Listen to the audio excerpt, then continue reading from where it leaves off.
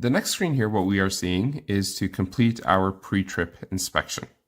You have the vehicle pre-trip and the trailer pre-trip. All you do is click inspect. I'm going to select the type of inspection this is. It's a pre-trip inspection.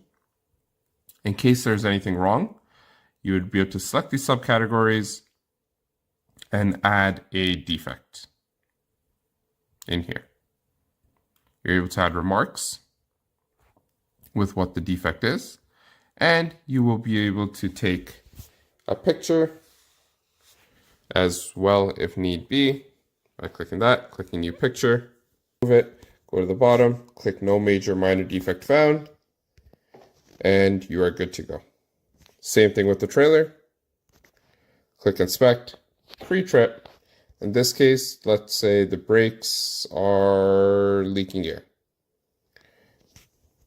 We complete that, click done, and there you are.